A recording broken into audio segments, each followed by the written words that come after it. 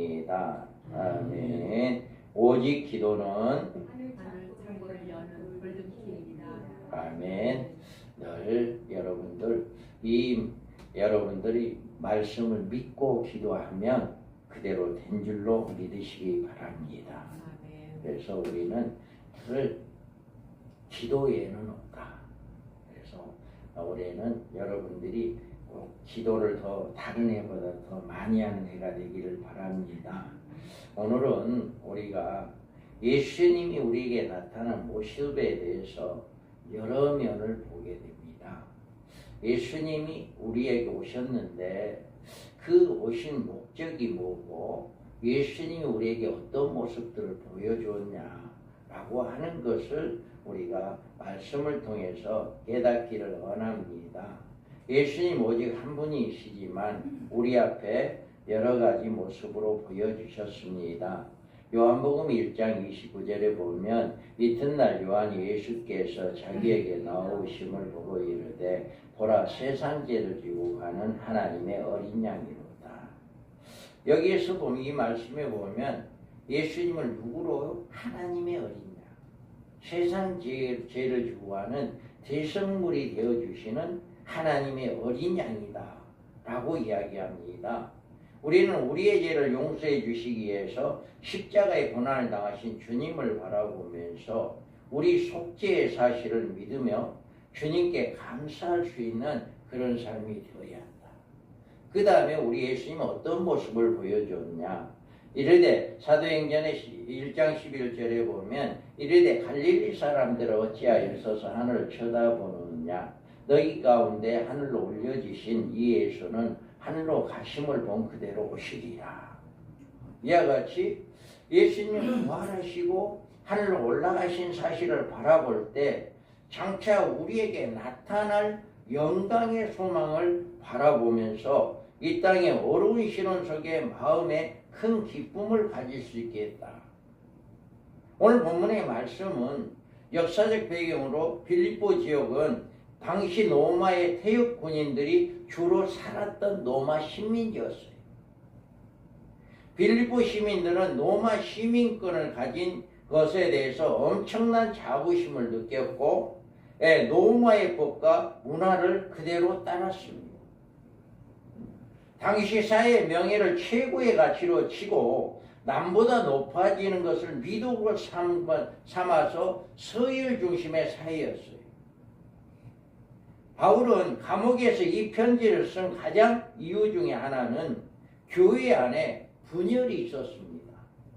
그래서 4장 2절에 보면 내가 유오디아를 권하고 순두계를 권하노니 주 안에서 같은 마음을 품으라. 유오디아와 순두계라고 하는 여성 지도자들이 인해서 서로 분파가 생기고 서로 이제 싸우는 이런 일이 있다 보니까 로마 사회의 가치관이 교회 안에서 들어와서 성도들이 서로 높아지려고 하는 자기의 의견을 내서는 분위기가 형성되었던 거예요.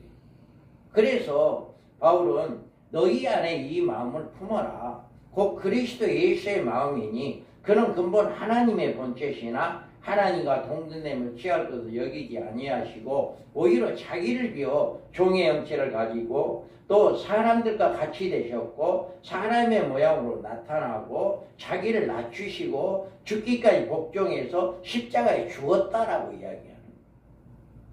그렇게 서로 높아지려고 하고 서로 이제 자기들이 잘났다고 하니 그런 그들을 빌립보 교인들의 그들에게 야 너네들 예수님 마음 좀 닮아봐라. 그러면서 예수님에 대한 것에 대해서 이렇게 보여주고 있는 말씀이 오늘 본문의 말씀입니다. 당시 로마인들에게는 십자가는 가장 수치스러운 처형의 방식이었어요. 바울은 가장 높으신 분이 가장 수치스러운 자리까지 내려가셨음을 강조하며 교만해진 빌립보 교인들에게 충격을 주신 것입니다. 그러면서 바울은 빌립보 성도들에게 로마 시민권처럼 명예를 다투지 말아라라고 이야기를 해요. 그러나 우리의 시민권은 하늘에 있는지라 거기로부터 구원하는 자 곧 주 예수 그리스도를 기다리노. 너희들은 로마 시민권이 그렇게 우상화되고 그렇게 잘하고 그런 거 자랑하지 말아라. 우리의 시민권은 하늘에 있다라고 하는, 우리의 시민권이 다르다라고 하는 것을 이야기해주고 있는 거예요. 오늘 우리가 예수님의 마음을 품우기를 위하여 예수님께서 우리에게 보여주신 모습을 살펴보면서 예수님을 본받는 복된 삶이 되기를 주님의 이름으로 축복합니다. 그렇다면 예수님의 여러 가지 모양으로 요한복음 16장 7절에 보면 그러하나 내가 너에게 실상을 말하노니 내가 떠나가는 것이 너희에게 유익이라. 내가 떠나가지 아니하면 보혜사가 너희에게 오시지 아니할 것이요 가면 내가 너희에게 보내리라. 예수님께서는 공생애를 마치실 쯤에서 아버지께로 가실 기약을 가까이 있어 왔을 때 그는 제자들에게 아버지께로 가야 할 것을 말씀하고 있습니다. 그러면서 이때 제자들은 슬픔에 잠겨 앞으로 자기들의 선생이 없어지면 어떻게 살아갈 것인가 굉장히 마음이 답답했어요. 그들은 예수님들이 자기 곁에 계셨을 때는 먹을 것 입을 것 걱정하지 않았어요. 병들었을 거 걱정할 게 없었어요. 파도가 높이 쳤을 때도 걱정할 게 없었어요. 이와 같이 그들이 예수님 앞에서 예수님과 함께 했을 때 어떠한 불치병이라도 다 치료받고 어떠한 파도를 잠재우고 어떤 위험 속에서 건진받은 그들이 봤단 말이에요. 그들이 온 세상에 다 주님이 버릴지라도 자기 자신들은 결코 주님을 떠나가지 않겠다라고 하는 이런 믿음을 가지고 있었단 말이에요. 그런데 정작 시몬 베드로가 고백했습니다. 시몬 베드로가 대답하여 주의 영생의 말씀이 주께 있사오니 우리가 누구에게 가오리까? 이와 같이 많은 사람들이 예수님이 십자가에 이제 짊어지실 때 예수님을 떠났습니다. 자기들도 십자가에 죽을까봐, 자기들도 죽음이 올까봐 떠났지만 예수님께 제자들에게 너네들도 갈래냐? 이렇게 할 때 이렇게 이야기하잖아요. 영생의 말씀이 여기 있는데 우리가 어디를 가겠습니까? 이렇게 말씀하고 있습니다. 그런데 이 같은 자신들의 선생이 이제는 자기 곁을 떠나간다고 이런 이야기를 들음으로 말미암아 낙심하지 않을 수밖에 없어요. 그래서 그들은 낙심하고 있었던 겁니다. 그래서 내가 너희를 그와 같이 벌어두지 않냐고 너희에게 오리라. 다시 그들에게 이런 약속을 합니다. 내가 가는데 너희들을 그와 같이 절대 버리지 않겠다. 그러면서 다시 내가 오겠다라고 이렇게 약속합니다. 올해는 그 약속이 바로 사도행전에서 이루어졌습니다. 2장 14절에 베드로가 11사도와 함께 서서 소리를 높여 이르되 유대인과 예루살렘에 사는 모든 사람들아 이를 너희로 알게 할 것이 내 말에 귀를 기울이라. 그들이 힘써 기도할 때 성령이 임했어. 성령이 임해서 그들이 담대하게 복음을 증가하는 이런 역사가 일어난 것을 우리는 말씀을 통해서 볼 수가 있습니다. 이와 같이 예수님께서는 하늘로 부활 승천하시고 난 다음에 누구를 보내주셨어요? 성령을 보내주신 거예요. 그래 성령을 보내주심으로 그 성령님이 함께 하실 때 이들은 담대하게 복음을 외칠 수가 있었다라고 하는 것을 우리가 볼 수가 있습니다. 그래서 우리가 이제는 성령이 내 안에 있을 때 고린도 교회에서는 뭐라고 이야기합니까? 너희는 너희가 하나님의 성전인 것과 하나님의 성령이 너희 안에 계신 것을 알지 못하느냐. 이와 같이 이제는 예수님이 부활하고 올라갔지만 누가 왔어요? 성령이 와서 우리와 함께하고 있다라고 하는 것을 여기서도 말씀해 주고 있잖아요. 그래서 여러분들이 예수님은 우리와 함께하고 있다라고 하는 것을 꼭 믿으시기 바랍니다. 내 안에 예수님이 누가 성령으로 임재하고 계신다라고 하는 것입니다. 그래서 로마서에서 이렇게 이야기합니다. 만일 너희 속에 하나님의 영이 거하시면 너희가 육신에 있지 아니하고 영에 있나니 누구든지 그리스도의 영이 없으면 그리스도의 사람이 아니라 또 그리스도께서 너희 안에 계시면 몸은 죄로 말미암아 죽은 것이나 영은 의로 말미암아 살아있는 것이라. 이와 같이 우리는 우리 안에 예수님이 부활 승천하시고 성령이 임해서 우리는 하나님의 영이 거하는 육신에 있는 영에 있다. 우리의 삶은 이제는 육의 사람이 아니라 영적인 사람이다라고 하는 것을 여기서도 증명해 주고 있는 거잖아요.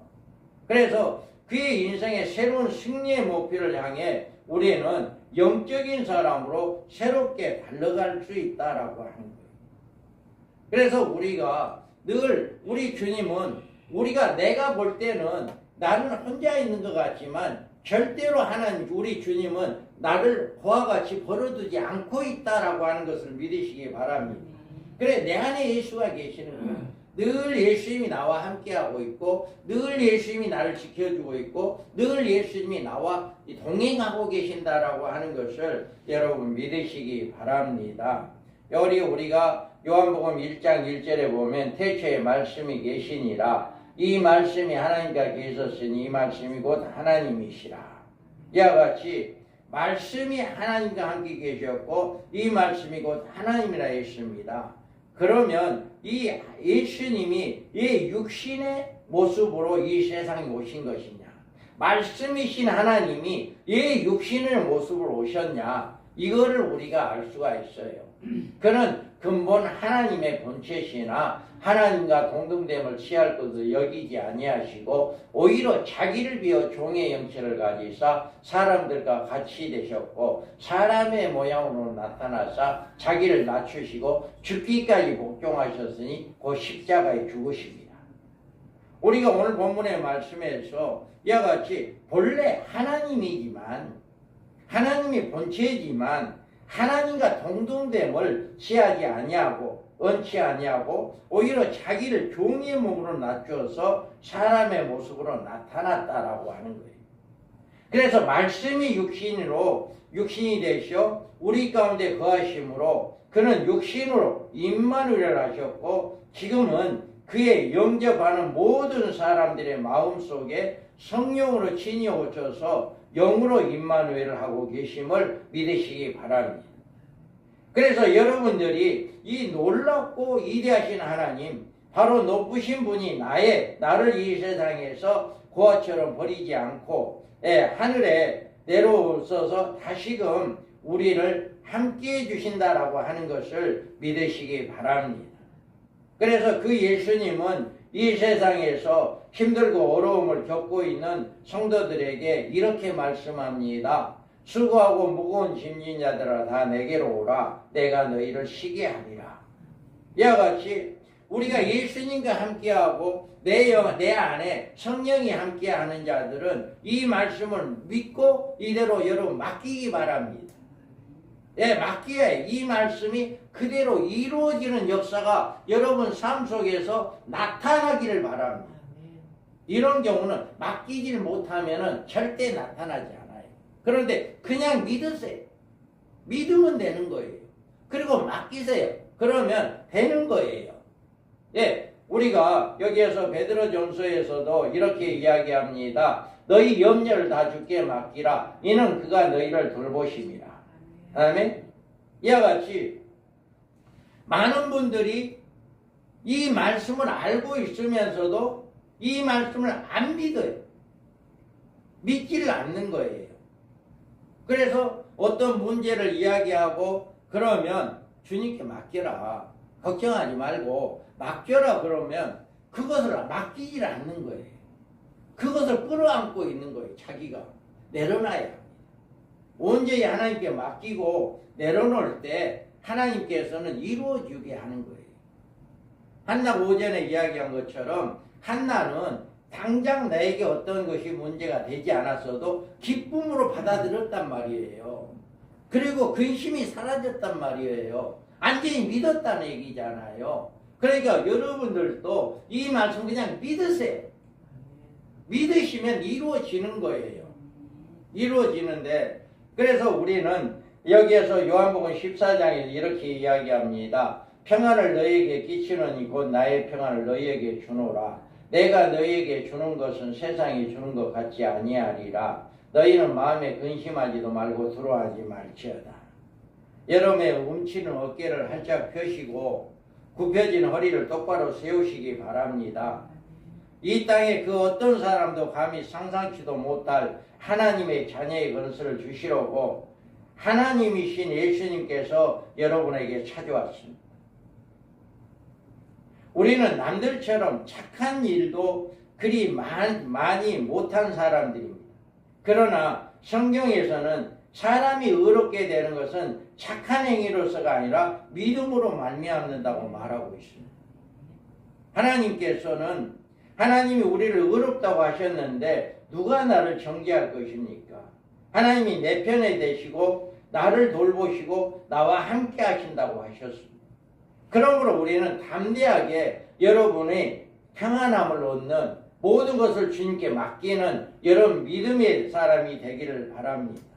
그래서 우리 예수님께서는 이 땅에 오신 것은 하나님의 어린 양, 우리의 모든 죄를 속죄하고 우리를 하나님의 자녀로 하나님과 늘 함께하는, 예수님과 늘 함께하는 임마누엘이라는 그런 복을 주기 위해서 하나님과 동등됨을 포기하고 이 땅에 오셨다라고 하는 하나님의 모습, 예수님의 모습을 여러분 다시 한번 기억하시기 바랍니다.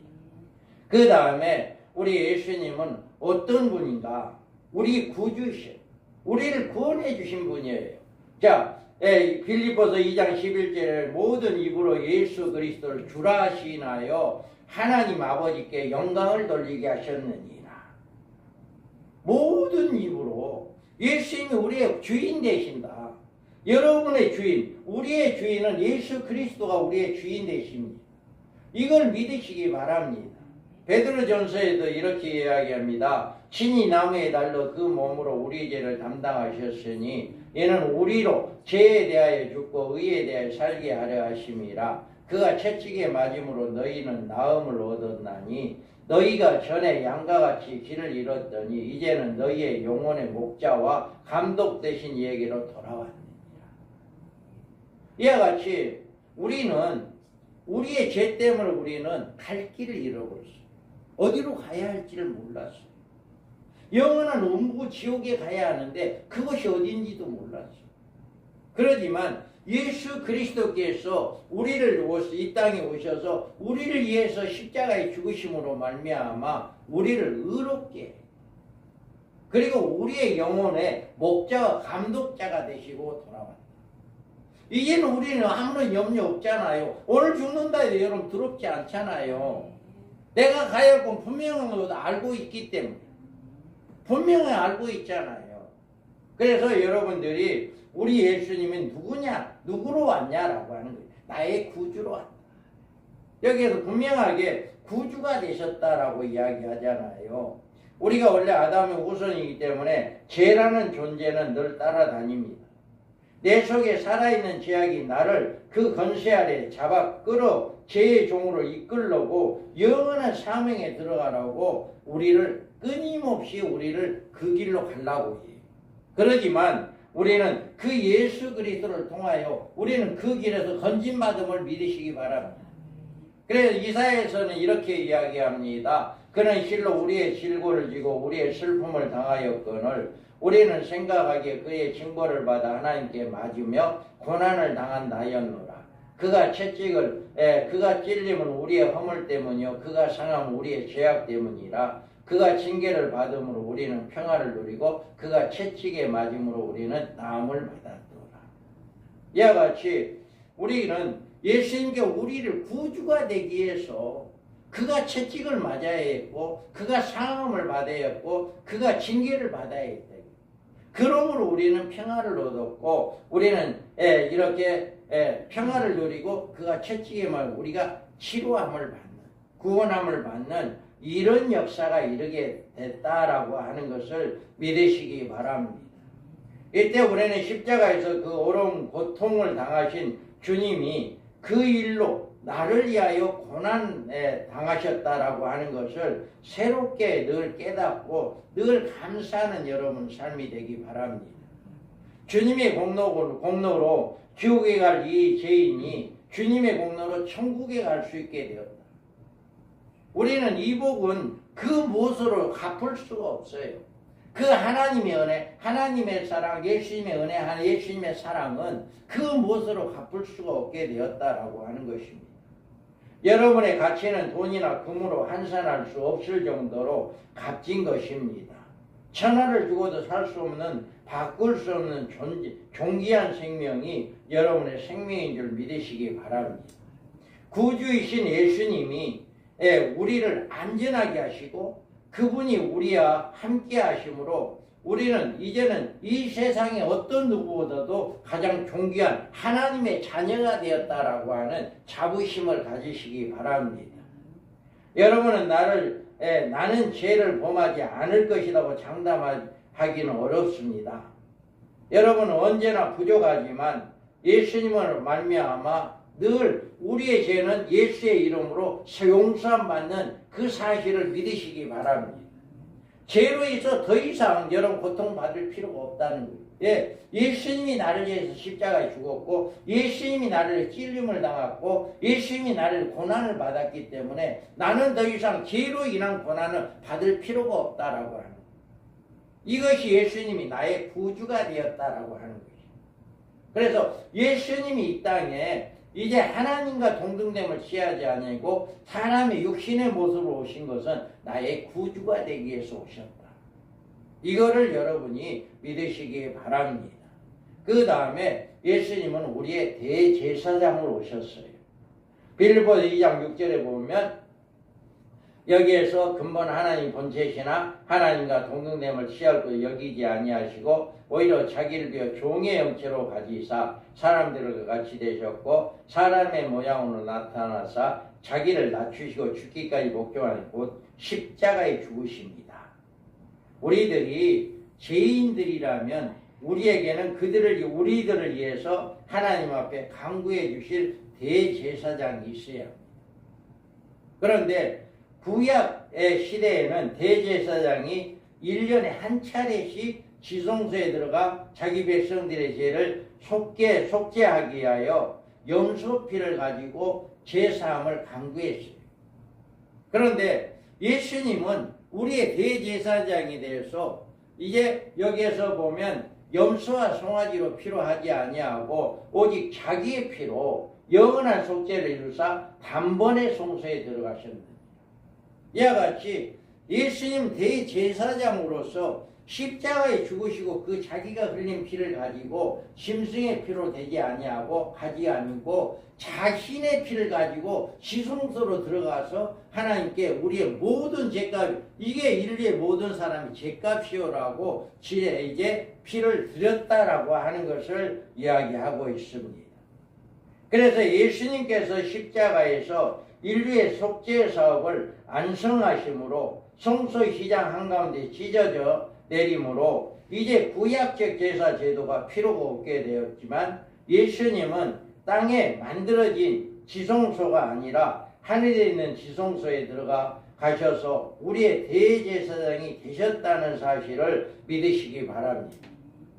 그래서 지성소는 그 자리를 옮겼으며 대제사장도 이제 죄 있는 불완전한 인간이 아니라 믿음의 주요 온전케 하시는 이이신 예수님이 그의 피를 가지고 온전한 우리의 대제사장의 사명을 이루고 계시다라고 하는 것을 믿으시기 바랍니다.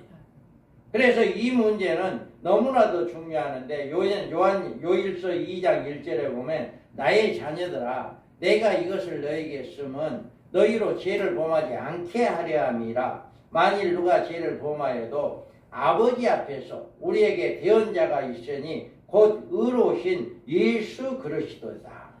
아멘. 예수님께서 우리의 대언자가 되어주시고 여러분의 지은 죄를 예수님의 이름으로 회개할 때 우리의 모든 죄가 용서함 받는다는 사실을 믿으시기 바랍니다. 이와 같이 우리 예수님은 어떤 모습을 우리에게 보여주었어요? 대제사장의 모습으로 보여주신 것이다. 그래서 히브리서에 보면 그리스도께서 장래 좋은 일에 대제사장으로 오사 손으로 짓지 아니한 것이 곧 이 창조에 속하지 아니한 더 크고 온전한 장막으로 말미암아 염소와 송아지의 피로 하지 아니하고 오직 자기의 피로 영원한 속죄를 이루사 단번에 성소에 들어가셨느니라. 이와 같이 대제사장의 직분에 대해서 이렇게 말해주고 있습니다. 예수님은 우리가 죄를 지을 적마다 하나님 아버지 앞에서 십자가에 흘리신 당신의 피를 가지시고 우리의 죄를 용서받기를 위해 간구하고 계시다. 만약에 우리 주님이 이 같은 우리의 대제사장 직분을 담당하시지 않으신다면 우리의 죄를 계속해서 용서받을 수가 없을 것입니다. 여러분은 여러분의 죄를 지을 적마다 예수님께서 이 같은 대제사장의 간구로 그의 피를 가지시고 아버지 앞에 기도하시기 때문에 영원히 정죄받지 않으며 우리의 구원이 영원히 보장된다는 사실을 믿으시기 바랍니다. 고린도후서에서도 이렇게 이야기합니다. 우리가 사방으로 우겨쌈을 당하여도 쌓이지 아니하며 답답한 일을 당하여도 낙심하지 아니하며 박해를 받아도 버림받지 아니하며 거꾸로 뛰림을 당하여도 망하지 아니하고 우리가 항상 예수 죽음을 몸에 짊어짐은 예수의 생명이 또한 우리의 몸에 나타나게 하려 합니다.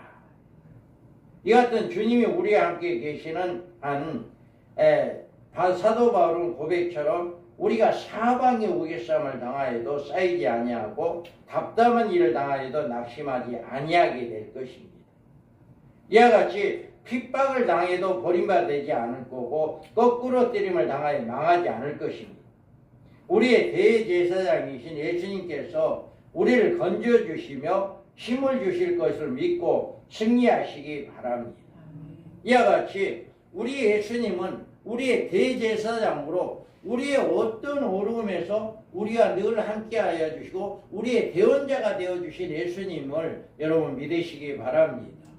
그 다음에 예수님은 어떤 모습으로 우리에게 오셨나요? 우리의 친구이신 예수님입니다. 누가복음 12장 4절 내가 내 친구 너희에게 말하노니 몸을 죽이고 너희 후에 능히 더 못하는 자들을 두려워하지 말라. 우리는 우리의 이 땅에 오신 예수님의 우리의 모습, 우리에게 어떤 모습으로 우리의 친구의 모습으로 보여줬다 이거예요.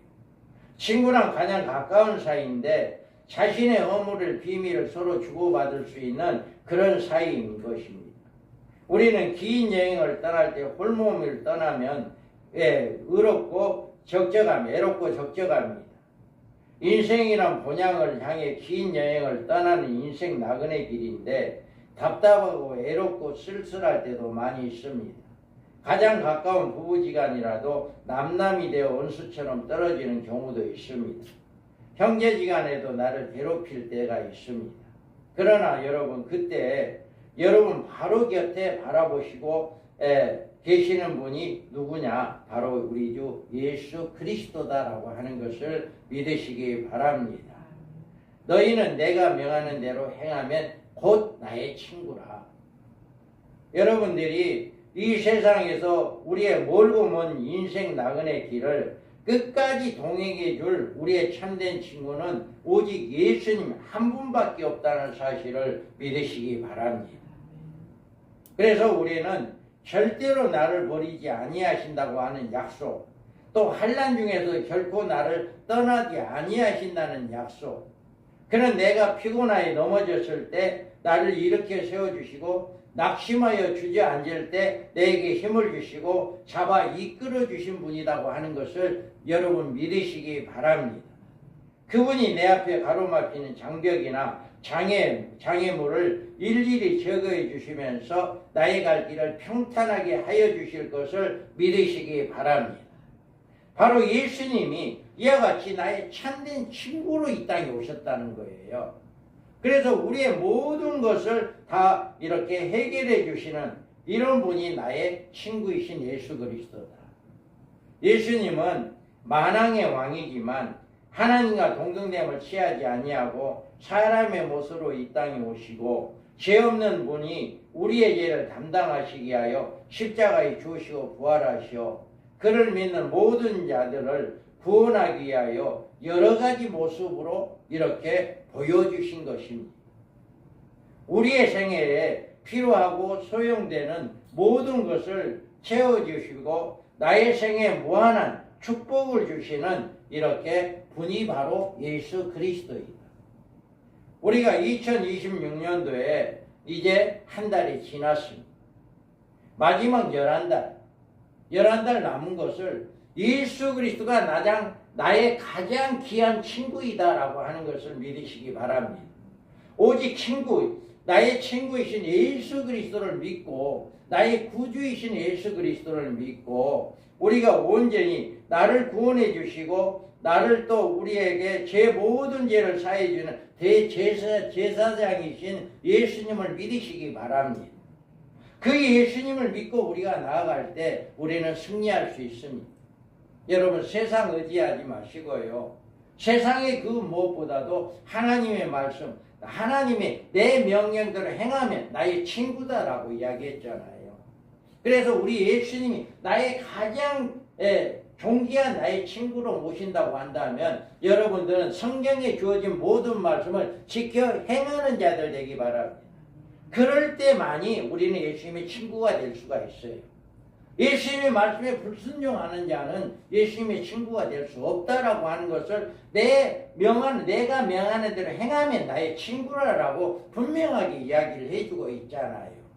그래서 저와 여러분은 올해 예수님이 우리에게 가장 하나님과 동등됨을 취하지 아니하고 사람의 모습으로 오셔서 아주 낮은 십자가에 죽으시고 부활하신 그 예수 그리스도를 믿고 의지하며 나의 구주이시고 나의 대제사장이 되어주시고 우리의 모든 문제를 해결해 주시고 우리에게 평강을 주시는 그 예수 그리스도를 믿고 우리가 승리하는 2026년도가 되기를 주님의 이름으로 축복합니다.